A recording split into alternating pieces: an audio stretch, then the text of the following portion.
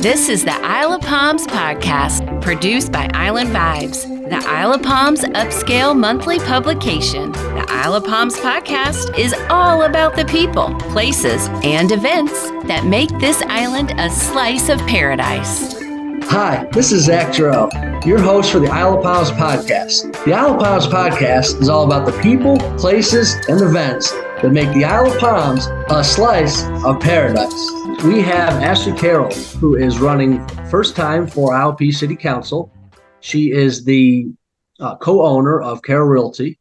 What is the main reason or reasons you are seeking election to IOP City Council? I appreciate, first of all, y'all having me on today. I love all that y'all are doing and just happy to be a part of this. So there's a lot of reasons why I decided to run. And it really just came down to how much I love Isle of Palms in general. I moved here in 2008 to attend the College of Charleston. A year later, I started working at Carroll Realty and met my husband and his whole family and learned all about their history here. I mean, they've been here for over 60 years. My husband was born and raised here. And then you fast forward 5 years and Michael and I got married and we have 2 beautiful children. And they are the 4th generation of island residents on Isle of Palms. One of the things that I love, when I first moved here and got to meet Michael and his family and hearing all of the stories of Isle of Palms, it was fascinating to me because it's such an awesome small town community, but it offers like the feel of a neighborhood. And it's one of the things that I loved most because I'm from a small town in Georgia. The stories that Michael has shared with me, I'm like, oh, that would be so great if it were still like that, right? But, change is inevitable, unfortunately. But that's what we do in society. We adapt and we make changes as needed. And we also want to keep our sense of place and understand our history.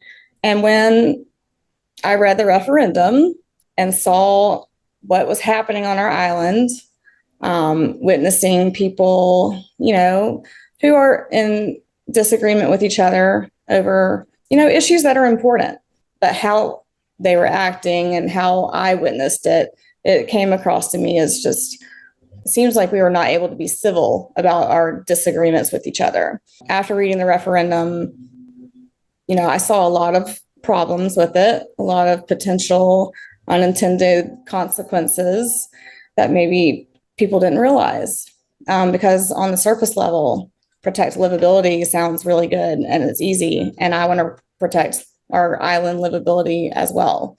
I'm a resident, just like everybody else is here. It really just boiled down to civility on the island, how we treat our neighbors and educating them. And I just felt like I could offer a unique perspective just coming from the short-term rental business.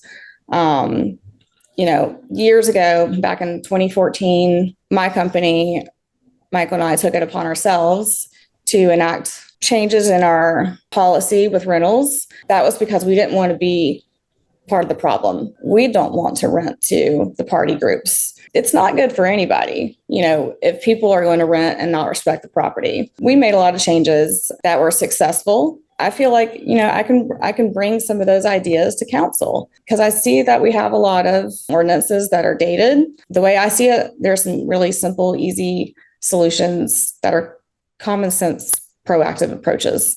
And I just felt very passionately and strongly that, this island was potentially facing some consequences that might change the way this island is, how we've known it forever. Podcasting has exploded in popularity, especially local podcasts. As of 2022, 62% of Americans have listened to a podcast. 38% have listened in the last month. 26% in the last week. The podcasting audience is booming with no signs of slowing down. Call the podcast hotline to be featured on these podcasts or to receive information about podcast marketing. Call 843-530-0403 or visit carolinapodcasts.com. If you get elected, and of course, given the chance to represent the island, what do you view as priorities moving forward? Our resident priorities would be something that I would want to address first.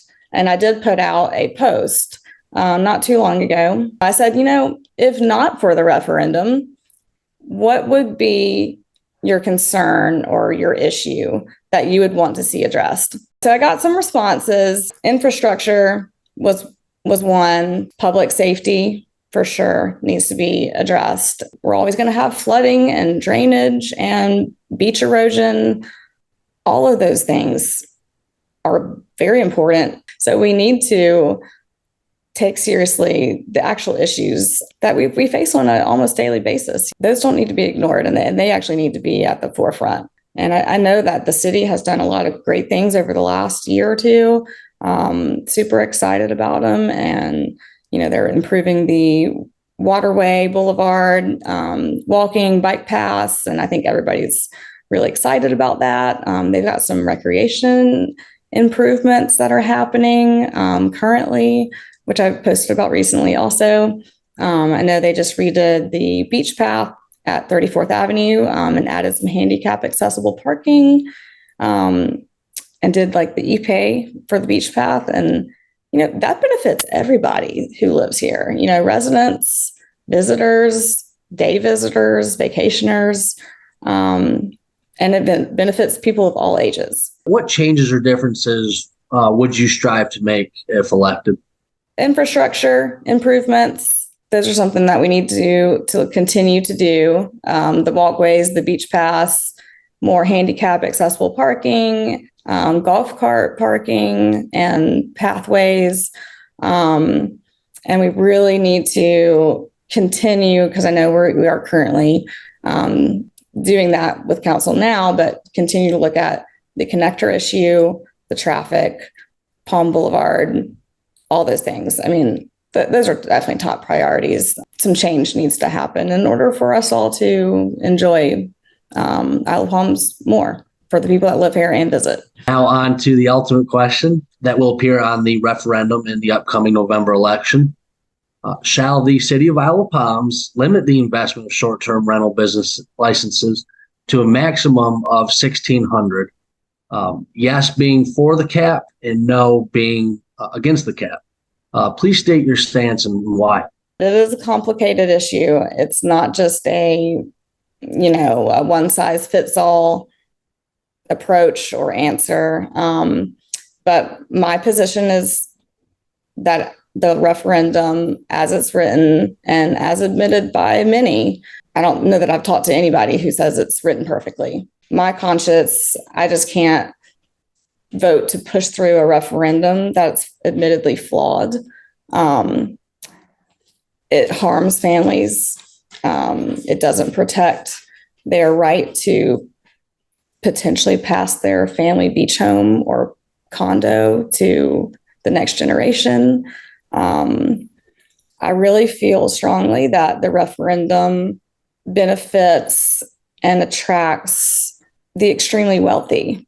I worry that it hurts smaller, middle income type families on the island that own the JC Long houses and the 3 and 4 bedroom houses in the middle of the island. I really do worry about what happens to those families and to those properties.